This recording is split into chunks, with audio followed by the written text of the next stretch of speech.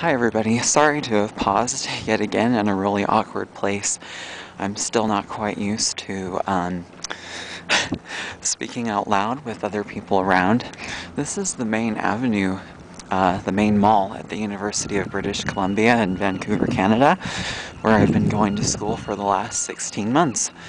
I'm just trying to take stock of everything before I leave because it's such a spectacular setting to have studied in, and it really helped keep my sanity.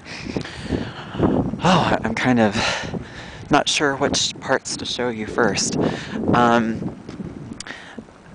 As an American in Canada, I am considered an international student, and I can't say that I've been particularly challenged because of that in the same way that someone from Asia or Europe may have been, but there are quite a few cultural differences that have to do with work, labor, and a few values issues.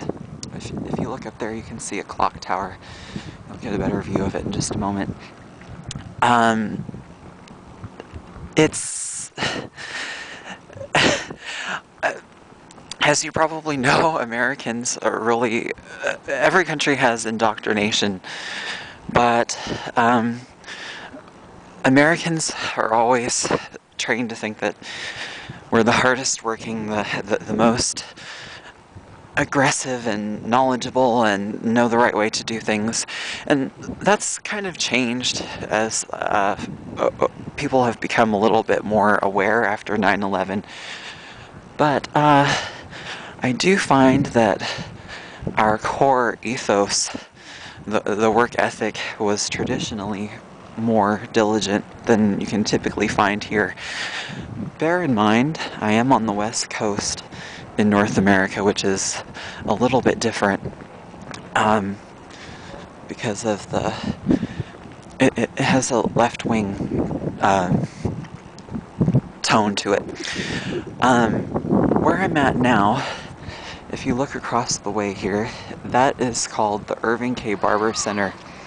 And the glass portion that you can see on the 4th floor, that's where my department was. It has this really great view from there. And then if I turn this way, this is the Kerner Library, which isn't too old, but it's a Arthur Anderson building, I believe is the name of the architect, and one of my professors said they look great, but they all leak, which isn't very good for a library. And there used to be quite a bit of student space in there, but the provost has decided to build his own office on the 6th floor, which took up half of the floor, and they're working on putting a Starbucks in there. You can see lots of families are out here walking. Boxing Day.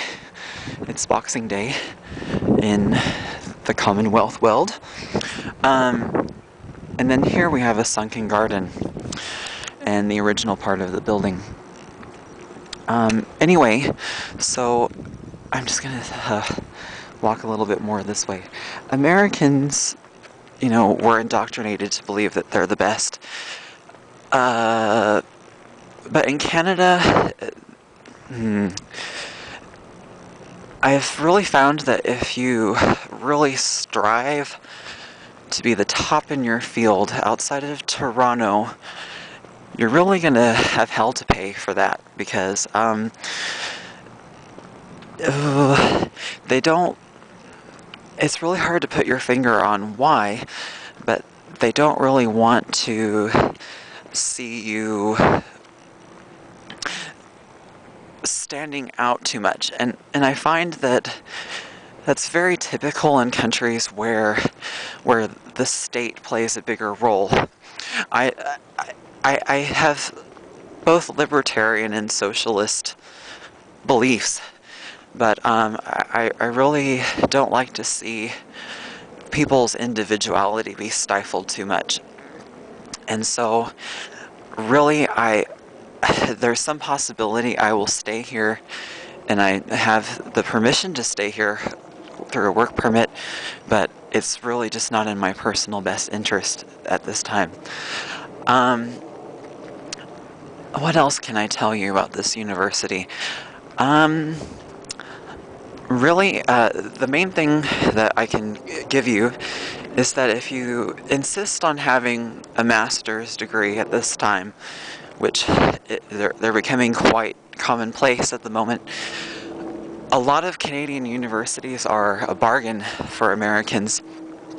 The undergrad programs are supremely expensive for any kind of international student, but for grad students, we're subsidized by the undergrads who are international students, and I finished my degree only paying like $5,600 US out of pocket.